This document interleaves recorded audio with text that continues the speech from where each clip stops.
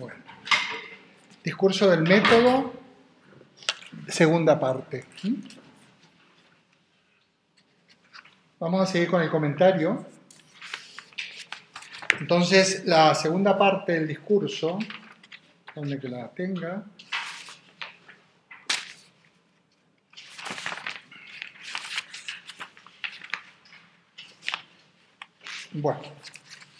Bueno, aquí nos cuenta al principio, si lo leéis, que estando yo en Alemania, donde me llamara la ocasión de unas guerras que aún no han terminado, cuenta eso como si unas guerras, ¿no? Muy curioso. Ahí está de alguna manera refiriéndose a lo que yo os decía de que el discurso del método lo escribe en el campamento militar, ¿no? ¿Dónde está? Bueno, aquí es muy interesante leerlo, para decir cómo es importante que el método se construya desde cero, desde la base, y compara con estos edificios hechos por varios arquitectos, con varios estilos. Bueno, y lo que quiero que comentemos son en realidad las reglas del método. Yo recomiendo leer todo el capítulo. Bueno, hay que avanzar un poco, y ahí dice, fue el primero, ¿no? ¿Lo tenéis identificado, lo de las reglas? Bueno, muy bien. La primera regla del método es la llamada, yo voy a hacer, a medida que lo leo, voy a hacer el comentario. Es llamada, se la conoce como regla de la evidencia. Las reglas del método son 4. Tal como yo decía, la principal es la primera, porque las otras veréis que son como reglas auxiliares o subsidiarias de la primera. La regla de la evidencia es la regla principal, la número 1. Dice, no admitir como verdadera cosa alguna como no supiese con evidencia que lo es. Subrayamos el término evidencia si queréis. Es decir, evitar cuidadosamente la precipitación y la prevención, subrayamos precipitación y prevención, y no comprender en mis juicios, subrayamos juicios, nada más que lo que se presentase tan clara y distintamente a mi espíritu, subrayamos clara y distintamente, que no hubiese ninguna ocasión de ponerlo en duda. Esta es la primera regla. He subrayado estas palabras porque hay que explicarlas todas. Y explicamos medio Descartes con esto, ¿no? La primera. No admitir como verdadera cosa alguna, verdadera no lo hemos subrayado, pero estamos hablando de un método para poder llegar a la verdad, tal como hemos ya dicho, como no supiese con evidencia que lo es. La regla de la evidencia, pensad, si nosotros juzgamos solo respecto de lo que nos resulta evidente, no nos vamos a equivocar nunca. ¿Es evidente que yo estoy dando clase? ¿Sí? Bueno, para nosotros sí, para Descartes no, pero para nosotros sí. Vamos a utilizar la regla. Es evidente, por lo tanto, ¿Es verdadero. ¿Cómo? Es verdadero, entonces. Es verdadero. O sea, si nosotros juzgamos respecto de lo evidente, no nos equivocaremos nunca. Estamos hablando del juicio de la ciencia. La ciencia, la vocación que tiene la ciencia es de la verdad. Entonces, en ciencia, solo hay que afirmar como verdadero o como falso aquello de lo cual estamos seguros. En este caso, que es evidente. Bueno, pero entonces, si nosotros utilizáramos la regla de la evidencia, ¿habría muchas afirmaciones que no podemos realizar? Por supuesto, habría muchas afirmaciones que no podemos realizar, porque la ciencia no pretende establecer juicios de verdad o falsedad respecto de todo, sino de aquello que puede. Como diría Wittgenstein, que vamos a hablar al final en el Tractatus, que es muy interesante porque habla de una lógica, un mundo. En el Tractatus es interesantísimo, yo os recomiendo que por lo menos veáis el índice porque está toda la estructura del mundo expresada en fórmulas lógicas. Es un discípulo de Bertrand Russell. Y lo que está fuera se llama atomismo lógico, la postura de Russell. Lo que está fuera de esa estructura lógica que él nos presenta en el Tractatus, de eso no se puede hablar. Entonces, en esa obra de Wittgenstein, es que aquí surge, está todo de lo que se puede hablar. entre paréntesis, científicamente. Y Wittgenstein está escrito en parágrafos, uno punto tal, uno punto... Y al final de la obra dice, bueno, y de lo que no se puede hablar, dice Wittgenstein, mejor es callarse. Así termina el Tractatus. Y aquí se abre el terreno o el ámbito de lo místico. Muy interesante, porque en ciencia es importante hablar de lo que se puede hablar. Esto no quiere decir que no puedas hablar de otras cosas, pero no digas que son ciencia. Ni son inferiores tampoco, son otra cosa. Entonces, si yo me cuido de emitir un juicio todavía en el sentido casi aristotélico, formular un enunciado sería, solamente emito un juicio de lo evidente, no me equivocaré jamás. Serán muy pocas cosas que yo podré afirmar, pero al menos habré podido fundamentar que es posible llegar a la verdad y disipar, como diría Descartes, las más extravagantes dudas de los escépticos. Porque si yo puedo fijar una verdad inconmovible, la verdad es posible. Bueno. ¿Qué quiere decir? ¿Qué es la evidencia? Bueno, evidencia es un conocimiento inmediato. A ver, lo evidente es lo que no requiere demostración. Por eso decía, estoy dando clase, tú sientes, lo evidente es lo que no tiene que ser demostrado. Luego hay discusión sobre lo que sea evidente. Por ejemplo, el principio de identidad, aquel que formula por primera vez Parménides, el ser es, el no ser no es, eso es evidente. No se puede recurrir a otro principio para explicar, porque eso se habla de primeros principios. En realidad, todas las operaciones de la lógica formal, sobre todo actual, en definitiva lo que establecen es que hay una relación de identidad entre las premisas y la conclusión. Porque la evidencia no siempre salta a primera vista, pero tú puedes demostrar lógicamente que la base es el principio de identidad. Entonces, el fundamento de la verdad para Descartes es la evidencia. ¿Pero qué es la evidencia? Nos lo dice. Lo claro y distinto. Luego hablo de precipitación y prevención.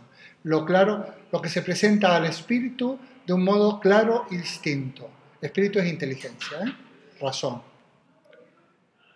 Dicen en los manuales, los criterios de verdad para Descartes son claridad y distinción, con que se presentan las ideas a la inteligencia, los manuales, ¿no? Yo prefiero ir directamente a la fuente. Claro que quiere decir inmediato, sí, inmediato. El conocimiento inmediato en filosofía siempre ha recibido el nombre de intuición. ¿No? Intuición, no inducción, intuición. Una intuición es un conocimiento inmediato. ¿Qué quiere decir inmediato? Que bueno, que no hay entre lo que se conoce y lo conocido y el momento que yo lo represento, no hay nada que haga de mediador, no hay un medio. Por ejemplo, se entiende mejor en los empiristas. Más, yo diría que la intuición intelectual de la que habla Descartes será luego bastante insostenible. Pero yo voy a poner un ejemplo. Estáis sentados, ¿no? Lo que hay entre vuestro trasero y la tabla o la silla que tenéis es un contacto inmediato, eso es evidente. Es una sensación, los sonidos que estáis escuchando, no el contenido, que eso no es tan evidente. Podría o entender a media o hay cosas que se escapan porque en caso mío que a veces me cuesta percibir ciertos sonidos y ya no digamos nada de entender, pero lo que es evidente es que tú estáis oyendo aquí a un señor que habla. O sea, conocimiento inmediato. Lo contrario de evidente es lo que no es inmediato. Por ejemplo, a lo cual se llega, por ejemplo, a través de razonamiento deductivo. El conocimiento evidente es un conocimiento inmediato, por eso es evidente. Eso es la claridad, claro quiere decir inmediato. Distinto quiere decir distinguido, o sea, no confuso. Simple quiere decir, simple. Lo evidente es lo inmediato y lo simple, o sea, lo claro y lo distinto.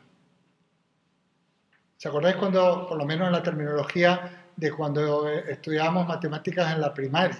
Nos decían, bueno, problema, planteamiento del problema. Plantear el problema era desglosar el problema en sus partes simples.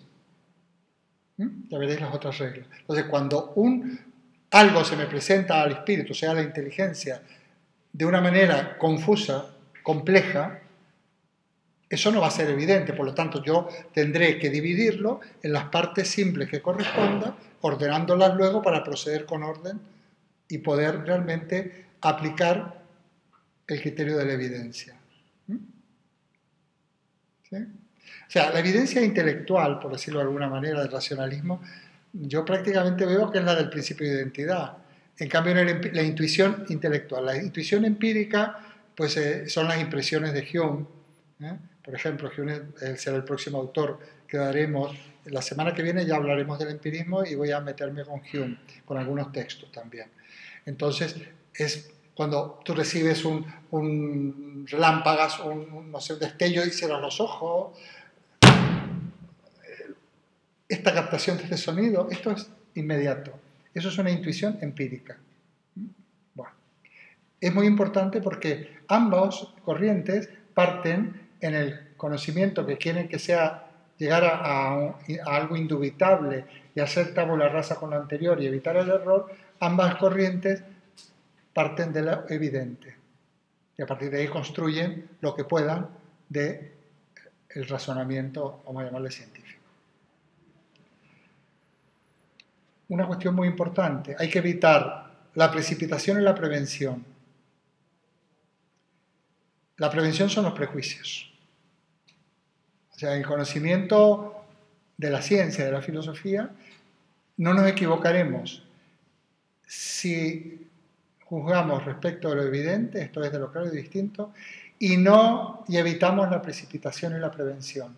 O sea, los prejuicios y la precipitación, el atropellarnos.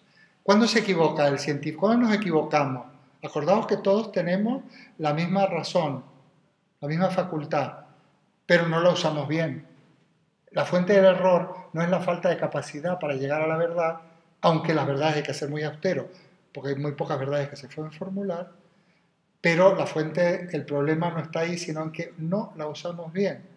Y las dos fuentes de error son los prejuicios, en la época que está importantísimos, están en la época de post-Trento, una época tremenda, o sea, los prejuicios, que no te dejan ver directamente, lo tienes ante tus narices y no lo ves porque lo estás filtrando por tus prejuicios, o el atropellamiento, la precipitación, o sea, te saltas pasos en un método. Si tú te saltas pasos, puedes llegar a cualquier sitio. A veces los científicos en su afán, en otras épocas incluso, en su afán de demostrar, se han saltado pasos y han cometido disparates. No digamos los que han falsificado pruebas para, por ejemplo, en la antropología, con el famoso fraude de, ¿cómo se llama?, de Pittsburgh, creo que es, falsificó una mandíbula, no sé qué, para demostrar que ese fósil, ese resto pertenecía a un individuo que le cerraba perfectamente su explicación. Fue la de... era la mandíbula de, no sé si Pittsburgh, y ahora es el fraude de Pittsburgh, pero está en los libros. Y hasta hace muy poco, ahora poco, 30, 40 o 50 años, ese fraude se mantenía, falsificó ese resto. O sea, hasta ese punto a veces llega el científico con tal empecinado en no poder cerrar lo que él quiere demostrar y mete una prueba falsa, ¿no? Por pura vanidad. Otros por atropellamiento, por atropellarse, porque sacan unas conclusiones erróneas, saltándose pasos, o por fallo en el instrumento lógico. Eso pasa mucho con la ciencia antigua, bueno, también moderna, la ciencia pre-newtoniana y también post-newtoniana, donde, bueno, se han llegado a unas conclusiones porque el instrumento metodológico y lógico no era adecuado, ¿no? Bueno, ya lo veremos. Muy bien. Segundo, regla. Si vosotros sabéis estas reglas y las sabéis explicar, tenéis una parte importante del método cartesiano, explicado de la manera más sencilla. Estas reglas se pueden memorizar tranquilamente y en cualquier ejercicio se pueden decir primera regla del método está en la segunda parte, la segunda, la tercera y la cuarta. Conviene que en filosofía moderna, como yo voy a hacer siempre referencia a los textos, no os cuesta nada guardar la referencia para que en cualquier escrito hagáis la referencia concreta a dónde está. Es inapelable eso. Es inapelable. Segundo, fijaos, dividir cada una de las dificultades que examinare en cuantas fuere posible y en cuantas requiriese su mejor solución. Bueno, lo que yo decía, esto se llama regla del análisis. Cuando lo que se me presenta a la inteligencia es complejo, lo debo separar en sus partes simples, o sea, analizarlo. La tercera, conducir ordenadamente mis pensamientos, empezando por los objetos más simples y más fáciles de conocer, para ir ascendiendo poco a poco, gradualmente, hasta el conocimiento de los más compuestos, e incluso suponiendo un orden entre los que no se proceden naturalmente. O sea, una vez que tú has analizado el problema o la cuestión a conocer, esas partes simples las ordenas para proceder con orden, digamos, recompones el objeto de conocimiento, y esta es la regla de la síntesis. Una vez que has hecho el análisis, hacer la síntesis. Y por último, hacer en todo unos recuentos tan integrales y unas revisiones tan generales que llegase a estar seguro de no omitir nada. Este tiene, a veces, por lo menos yo cuando lo estudiaba, decían regla de la enumeración. A ver, esto es simplemente como un consejo. Oye, una vez que tú has desmontado en sus partes simples el problema, pues no te dejes nada fuera de esa cadena, porque estás demostrando otra cosa. Si yo llego a una conclusión a partir de 5 premisas, si yo me omito una, esa conclusión, aunque fuera aparentemente buena, ya no es de ese problema, o sea, es de otras premisas, ¿no? Hay que tener en cuenta todos los elementos de ese análisis, ¿no? En definitiva, la regla central es la regla de la evidencia. Cuando un objeto de conocimiento, o sea, aquello que se nos presenta para ser conocido, no es simple, porque es complejo, hay que separarlo en sus partes simples. ¿Para qué? Para poder, y ordenándolo, poder aplicar el criterio de la intuición, procediendo pasos intuitivos. O sea, intuitivo quiere decir aquí conocimiento inmediato. Para nada relacionamos con el concepto normal de intuición, que es otra cosa. Bueno, muy bien. Recomiendo leer la segunda parte, pero esta es la cuestión central, donde está todo. Todo lo demás contextualiza muy bien. La segunda parte se lee fácil. Tercera parte. Bueno, la segunda parte son las reglas del método. La primera hablábamos de que es una biografía intelectual. Y la tercera parte trata acerca de la moral. Se habla de moral provisional. Provisional. Descartes, el discurso del método, yo os dije que era como un programa. Y de hecho, sobre cada parte del discurso del método, luego ha escrito obras mayores donde desarrolla, como veis es muy breve, desarrolla, por ejemplo, las reglas del método. Hay una obra que se llama Reglas para la dirección del espíritu, en donde estas 4 reglas las desglosa en 20 y tantas, muy detalladamente. La cuarta parte, donde habla de cuestiones relacionadas con la metafísica, lo desglosa en un libro bien denso que se llama Meditaciones Metafísicas. Tanto las reglas, las régulas, como las meditaciones están escritas en latín. La que está escrita en francés es el discurso del método. La tercera parte plantea la moral provisional. ¿Habrá escrito Descartes la moral definitiva? Pregunta un poco retórica, pero... De todas ellas, anuncia algo en el discurso que luego va a desarrollar. La tercera parte nos anuncia la moral provisional y existirá una obra de moral desarrollada y densa y que considera que es definitiva, ¿sí o no? ¿Qué os parece? Aventurad una respuesta. No entiendo por qué no se ve. Ahí está. Bueno, ¿existirá una moral definitiva? Pregunto, a ver. Di lo que primero se te ocurra. Sí. ¿Eh? Sí. ¿Tú crees? Porque eso que sí, a ver, existe, a ver, ¿es posible una moral definitiva? ¿Es posible? No. No, la ciencia sí, pero moral definitiva no, porque la moral cambia. Y además, como depende de la libertad, es imposible una moral definitiva. Bueno, ¿eh? ¿Objetiva o subjetiva?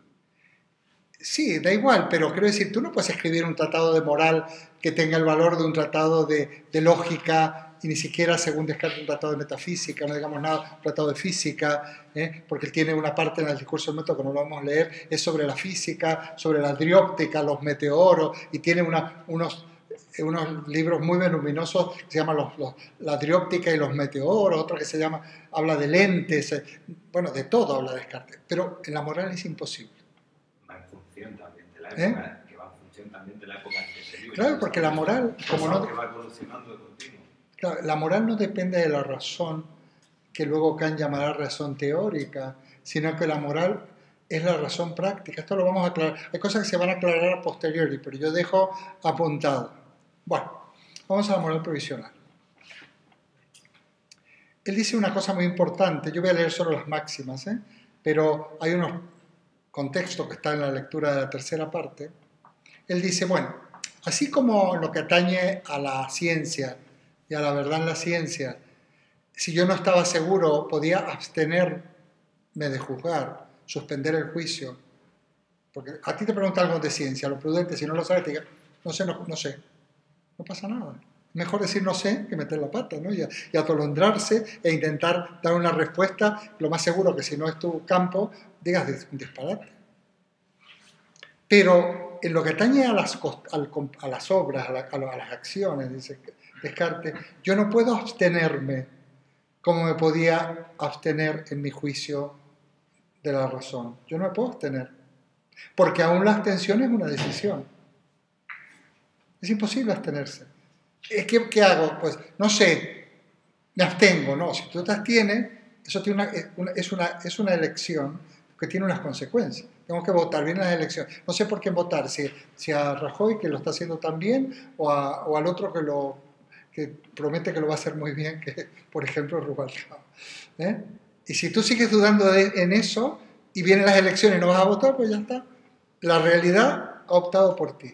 O sea, en la acción tú no puedes suspender tu decisión en lo práctico, porque es imposible. Porque suspender ya es una decisión. ¿Por qué? Porque depende de la voluntad. Yo en ciencia puedo decir, no sé. Ya está, no pasa nada, me abstengo. Y por más que no sé, que no te voy a contestar porque no estoy seguro.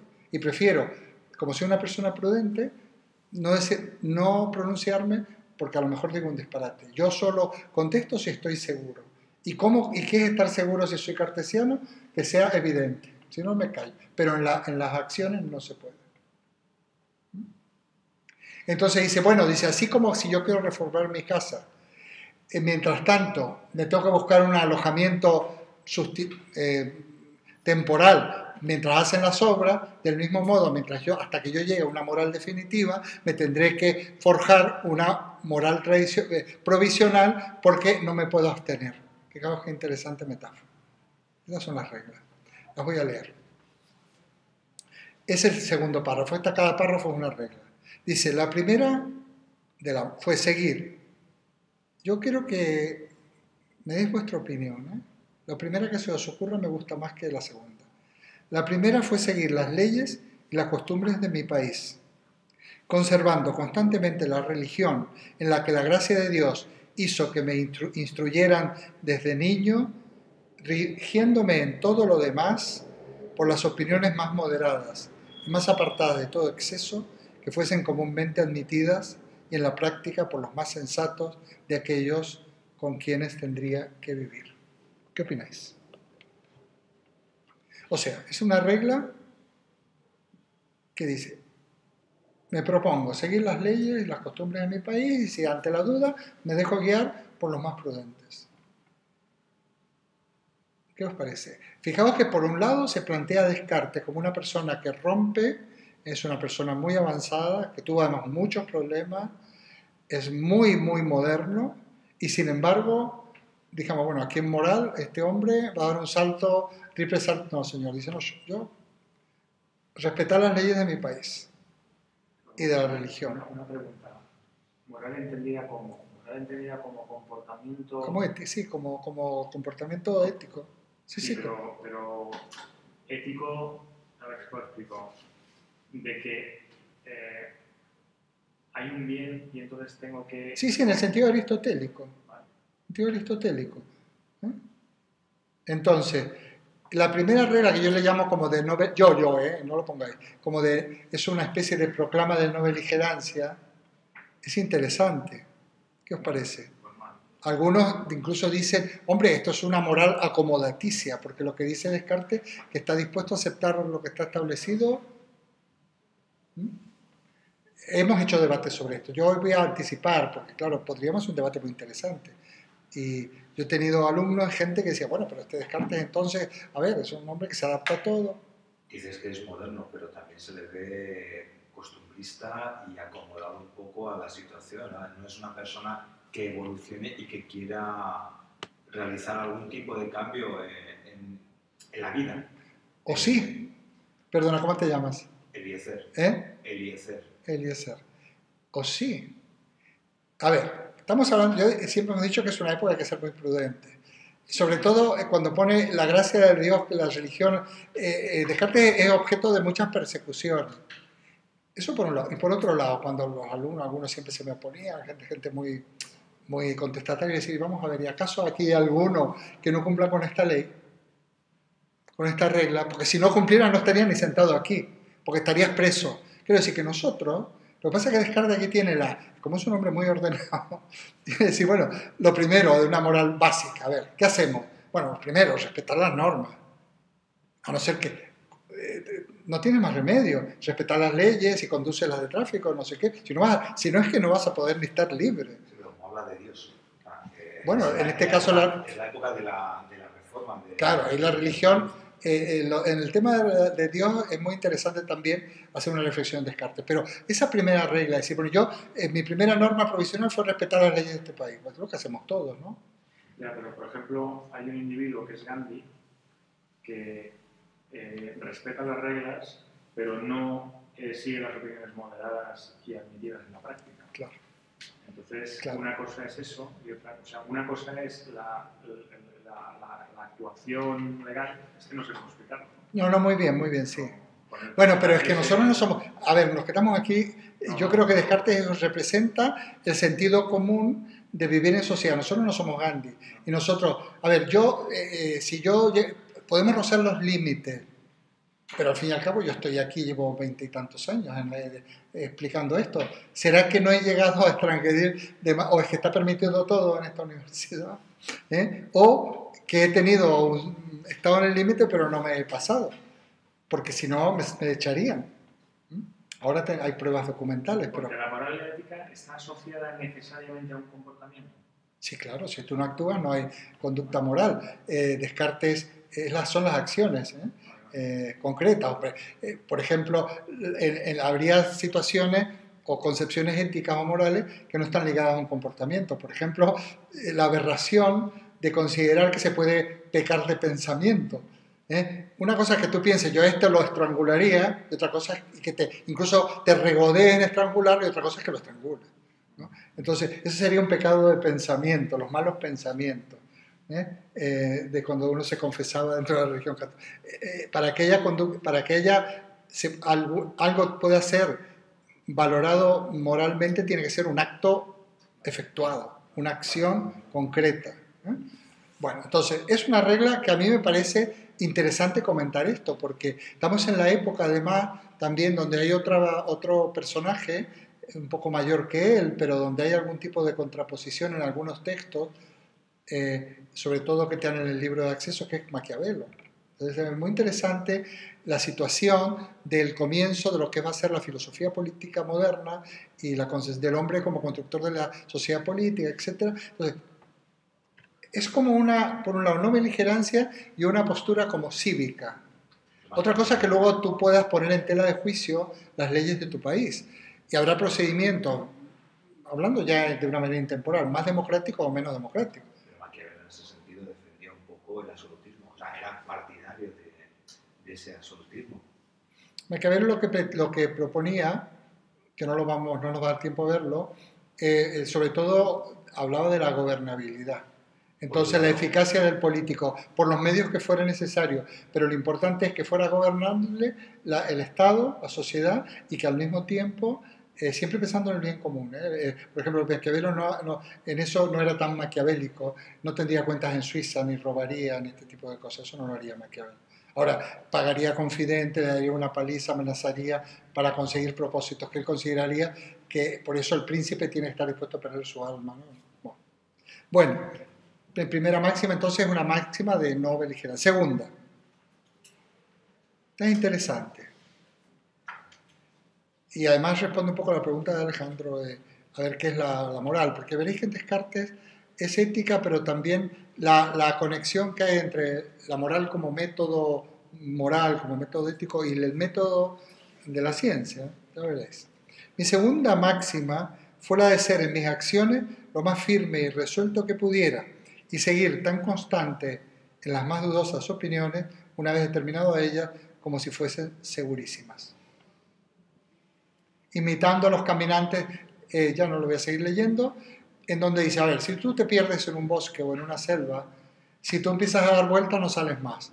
Lo mejor que puedes hacer es ir en línea recta, puedes tener mala suerte, que cojas el camino más largo, pero en algún momento teóricamente vas a salir, pero tienes el 50% de haber cogido el más corto.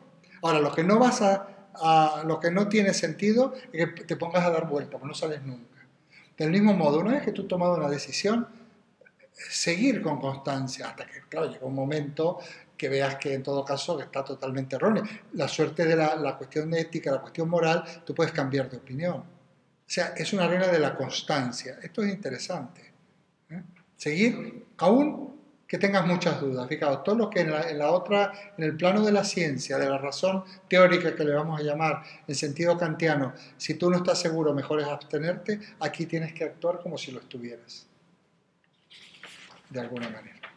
Mi tercera máxima, esta es otra también que se corresponde mucho con la primera, interesante, fue procurar siempre vencerme a mí mismo antes que a la fortuna y alterar mis deseos antes que el orden del mundo y generalmente acostumbrarme a creer que nada hay que esté enteramente en nuestro poder sino nuestros propios pensamientos. O sea, adaptarme. Cambio yo antes que pretender cambiar el orden del mundo. Este tiene un aspecto un poco que puede solucionar a los más contestatarios, como la primera, pero al mismo tiempo puede ser muy interesante. Yo, por ejemplo, en un curso que doy de otra cosa, yo le he encontrado una interesante aplicación a esta regla. Muchas veces nuestra propia convicciones, nuestra propia filosofía es nuestro peor enemigo. Y a veces somos infelices porque nuestra filosofía nos hace felices. Y a veces es interesante cambiar tu filosofía y eliminas unas posibilidades de infelicidad muy grandes. Por ejemplo, decía Groucho Marx, tengo estos principios y si no te gustan, tengo otros. ¿Quién decía esto? Eso lo decía Groucho Marx. Sí, sí, bueno, pero vamos a ver, ante un mismo situación, dos personas pueden tener, en función de la filosofía que tengan. Bueno, entonces esto es interesante también. En cualquier caso, nuevamente es una muestra de no beligerancia en donde probablemente tenga que ver con la época, el hacer en que Descartes vive, ¿no? Entonces, sí, bueno, porque él lo persiguieron muchísimo. De hecho, es como si se curara un poco en salud. Sí, pues dice que vive más o menos en la época del Concilio de Trento, y ahí se discutía sobre realmente las actuaciones que tenía la Iglesia con respecto a la propia Iglesia, pero se olvida por completo de los practicantes. ¿Que se olvida? Sí, sí, no, no, contrario, no, ahí te perseguían por lo más... Persigue, o sea, es una persecución contra el luteranismo. Sí, pero esa persecución, que es primero contra los luteranos, luego es contra los propios católicos, y se utiliza como instrumento de represión política en gente que es incómoda, siempre acusándote, por supuesto, de alguna deficiencia en cuanto a una falta teológica, pero realmente, sobre todo los filósofos que están todo el tiempo hablando de Dios y demás, ahí se podía intervenir bastante. De hecho, él tuvo muchos problemas con la iglesia, Descartes, muchos problemas.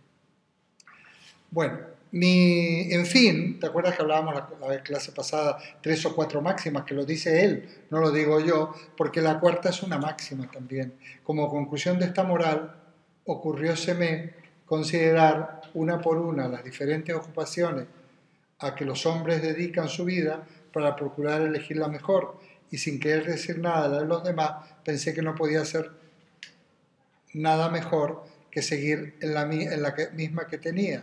Es decir, aplicar, esta es la regla, aquí empieza. Aplicar mi vida entera al cultivo de la razón y adelantar cuanto pudiera en el conocimiento de la verdad según el método que me había prescrito. Y esta es una regla definitiva. Curiosamente, dentro de este capítulo de moral provisional, si mi máxima moral es aplicar mi vida entera al cultivo de mi razón y adelantar cuanto pudiera en el conocimiento de la verdad según un método que me había prescrito, eso es una máxima definitiva. Es decir, dedicarme al cultivo de mi razón y a ser fiel a este método que yo considero que es infalible. Aquí habría que hacer comentarios. Voy a completarlo cuando veamos Kant. Vamos a ver, las normas morales restrictivas, yo le llamo normas negativas, son siempre muy cuestionables. Y si os habéis fijado en nuestra cultura occidental, no solo el decálogo que viene ya de los hebreos, no, la mayoría son no hagas esto y no hagas lo otro. Son normas como negativas, son como represoras. Incluso cuando se educa al niño, a los niños, esto no lo hace, eso está mal, eso está prohibido, eso es pecado. Y muy poco nos dicen sobre lo que hay que hacer. Yo le llamo moral negativa, moral del no y moral positiva, moral del sí. Tenemos una, ama a tu Dios, esa ya es positiva. Y en el caso del cristianismo, precisamente Jesús viene a reemplazar la ley mosaica, que es primero una moral puramente formalista, y es una moral del no. Y él nos dice, en el capítulo 15 de Evangelio según San Juan, nos dice, un solo mandamiento os dejo, amaos los unos a los otros. Luego dice, como yo os he amado. O sea, no solo dice la norma, sino más que la norma, la máxima, sino también da la pedagogía de la máxima. O sea, amaos los unos a los otros. Esta es la norma fundamental de la moral. ¿De qué manera? Pues así, como yo los he tratado bien, pues así, amar al prójimo. Bueno, esta es una moral positiva o una moral de la invitación, que le llamo yo. Si nosotros nuestra máxima moral es, por ejemplo, intentar ser lo mejor posible, imagínate, voy a formular de manera sencilla. Yo intento ser lo mejor, no es que no tenga defectos, pero intento no ser, digamos, autocomplaciente con mis errores, intentar ser lo mejor posible, conocer más, intentar ser, o sea, eso es propósito, una moral de propósitos, de fines.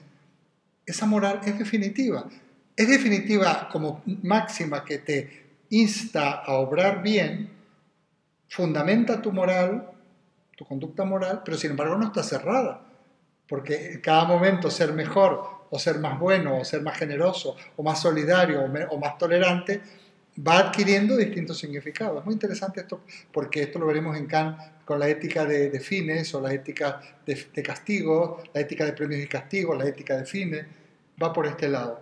Descartes está poniendo la base en la conclusión de la moral provisional de lo que va a ser, por ejemplo, la moral kantiana.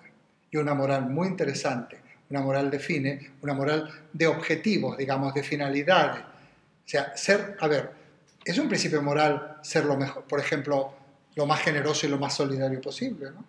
Es un poco vago, pero bueno, pero en cada momento yo podría decir, bueno, aquí yo he sido generoso, yo aquí he sido solidario, yo lo puedo hacer, sirve de alguna manera para regular mis acciones, mi conducta moral, ¿no? Y no es una prohibición.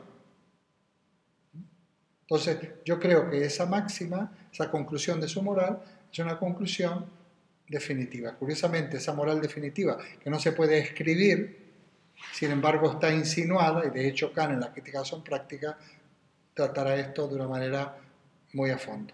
Luego sí hay una moral definitiva. Luego sí hay una moral definitiva. Claro, pero una moral, claro, en ese sentido sí. Una moral, pero no como una norma, como un recetario, ¿verdad?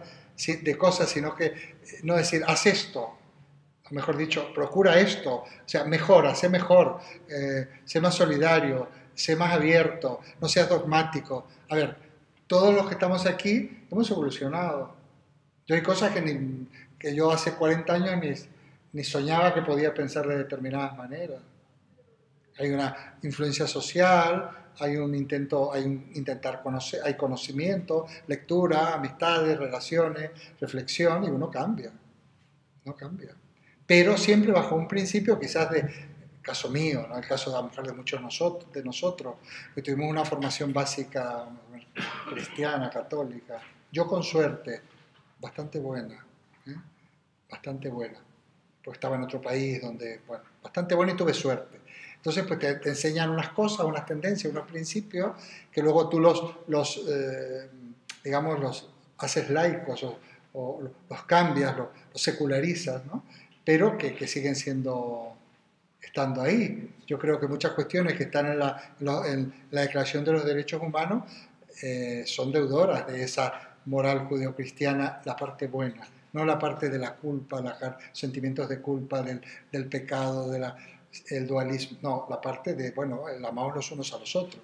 Yo creo que eso es un principio que no lo puede negar nadie y no tiene nada que ver con ser creyente o no ser creyente. Bueno, aquí habría bastante. Y es una moral definida. Sí se puede, pero lo que pasa es que no se puede escribir. O sea, no se puede hacer un manual de esta moral.